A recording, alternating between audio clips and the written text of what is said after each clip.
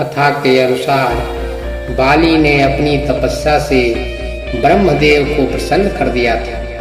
तब वह ब्रह्मदेव ने उसे वरदान दिया कि युद्ध के मैदान में जो भी कोई तुमसे लड़ने आएगा तो उसकी आधी शक्ति तुम्हें प्राप्त हो जाएगी। इस वरदान के कारण बाली युद्ध में अजेय हो गया था।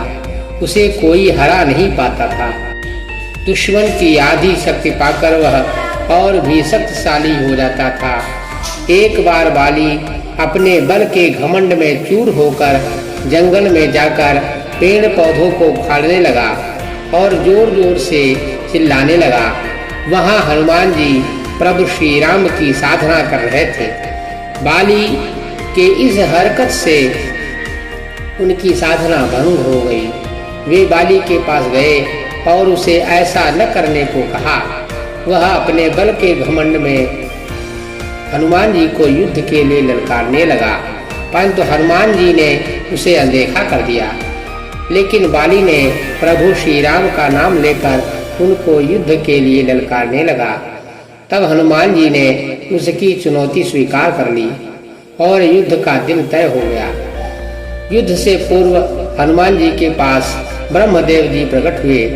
उन्होंने कहा कि आप रुद्रावतार हैं, आप में अपार शक्ति है।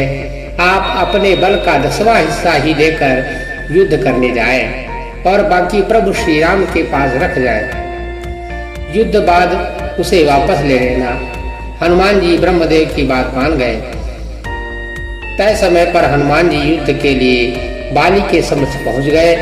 वे प्रभु श्री राम का नाम लेकर बाली के सामने खड़े हो गए। वरदान के अनुसार बाली के शरीर में हनुमान जी की शक्ति प्रवेश करने लगी।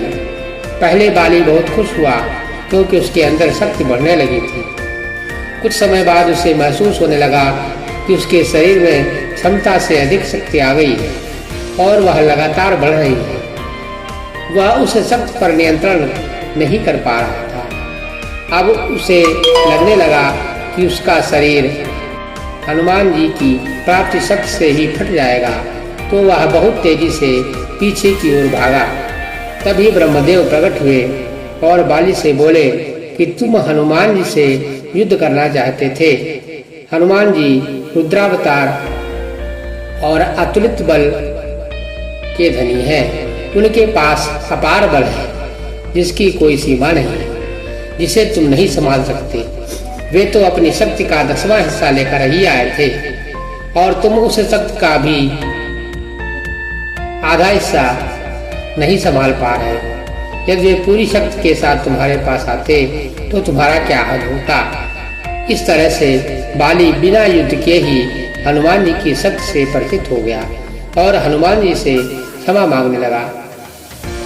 बोलो जय सिया रामचंद्र की जय। बोलो हनुमान जी की जय।